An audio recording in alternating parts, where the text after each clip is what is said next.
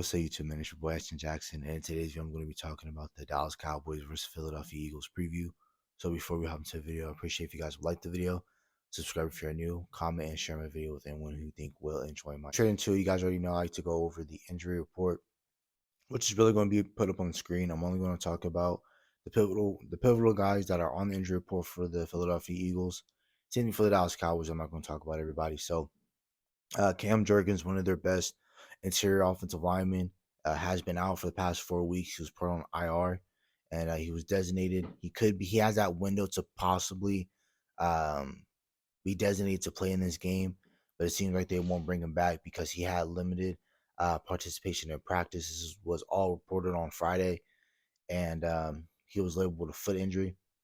And then they had their backup offensive guard, Asua Opita.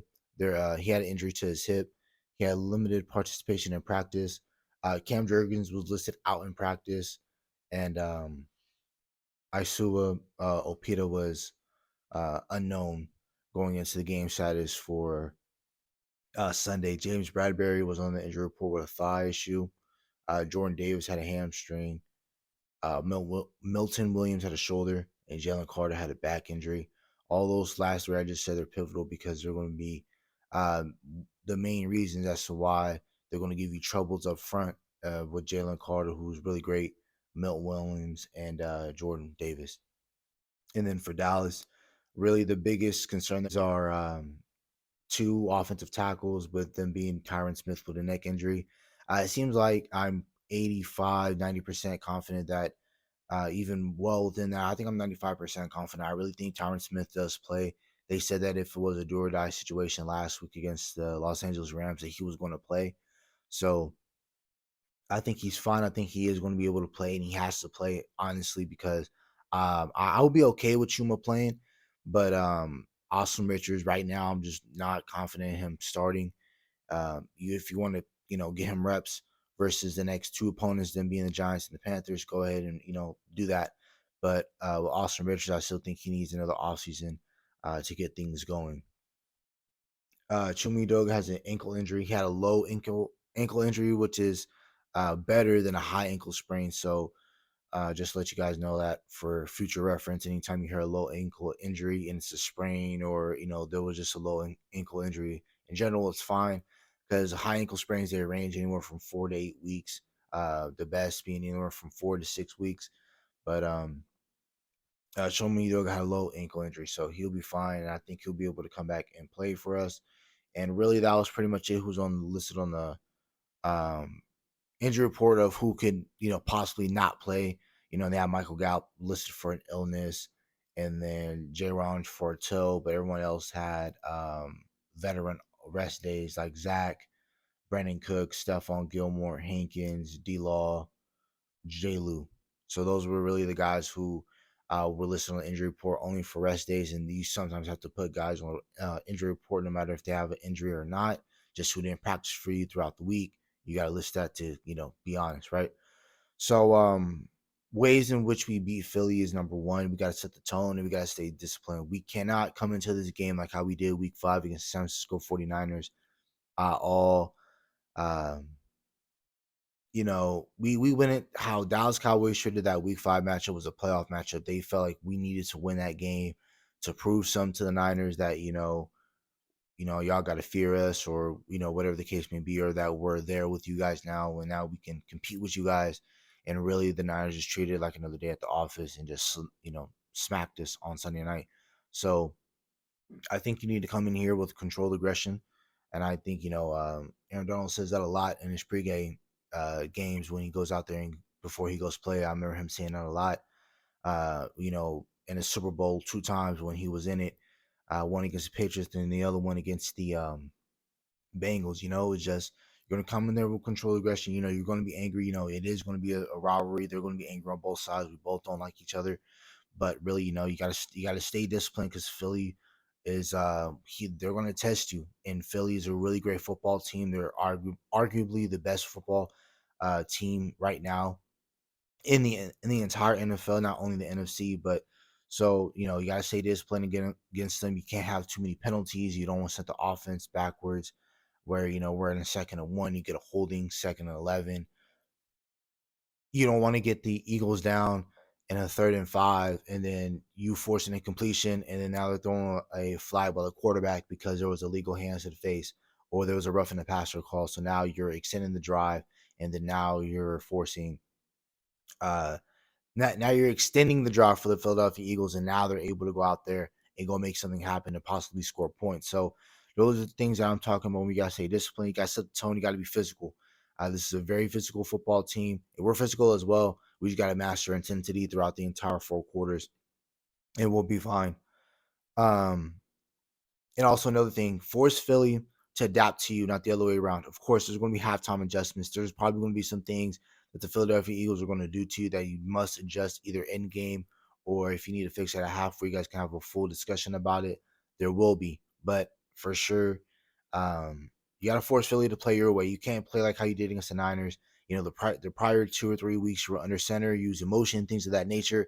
And then you went to week 5 and you just all of a sudden reverted back to Kellen Moore ways, played out of the shotgun, ran out of the shotgun, didn't do any motions, just stood stagnant and had the Niners just easily pick you apart because they knew you weren't going to motion or do anything exotic to beat them. And I think with the Philadelphia Eagles, you got to do something exotic. You got to move people around. CeeDee Lamb, uh, mainly. And then same thing with Michael Parsons. You got to move him around, put him on the weakest link on the offensive line. And again, this is a game where your stars didn't show up in week 5. Your stars have to show up this week in week 9 against the Philadelphia Eagles to help out Dak, to help out Micah, to help out CD. You got to step up in these games.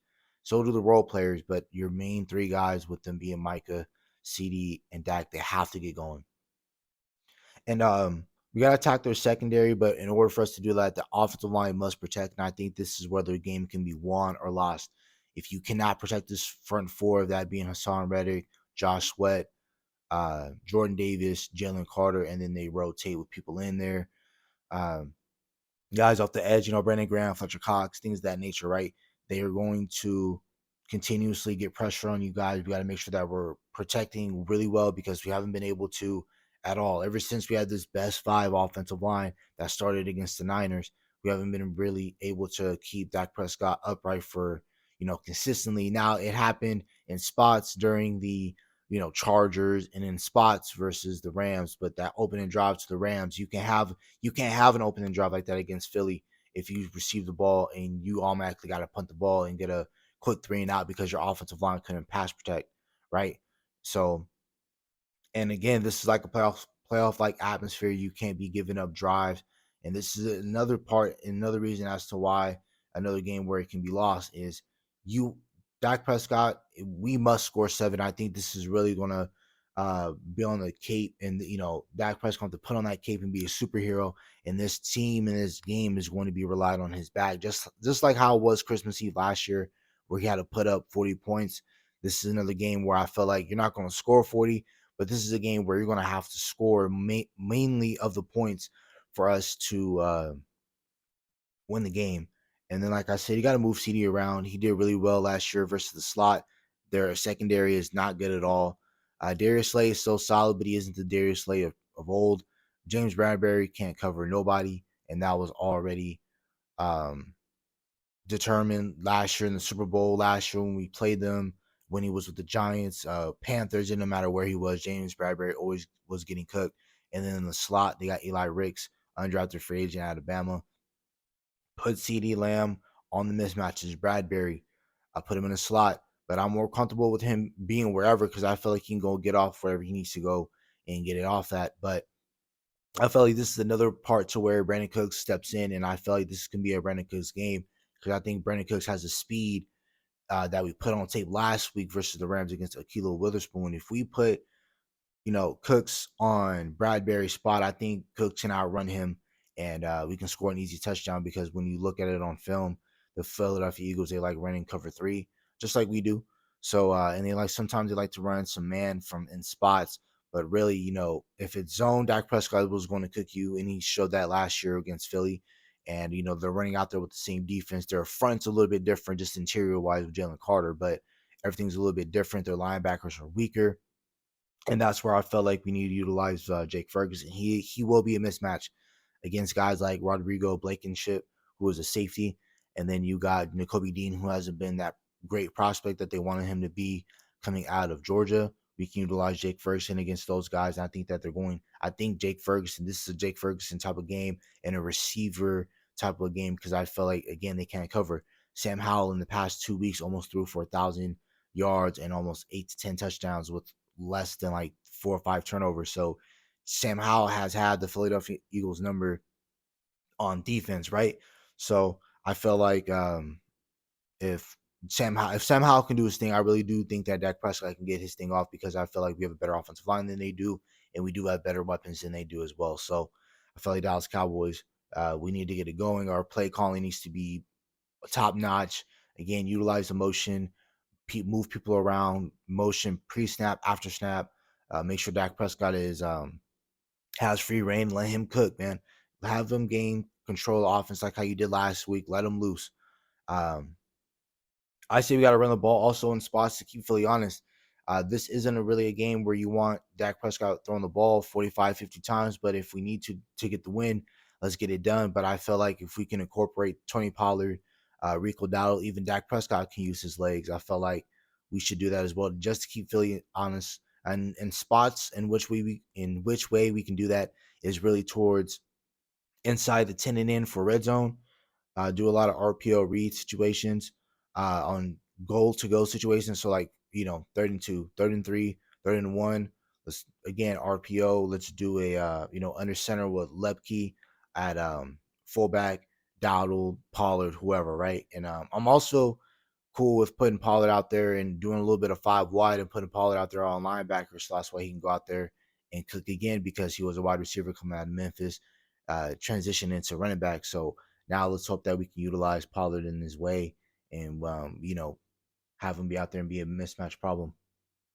Again, put Michael Parsons in spots to win, mainly at that right guard spot. Again, if Cam Jurgens isn't going to play and they're going to put that guard I was mentioning earlier, let me get his name real quick. Opita, if they put him there, I feel like Mike Parsons can definitely get his way off of that end.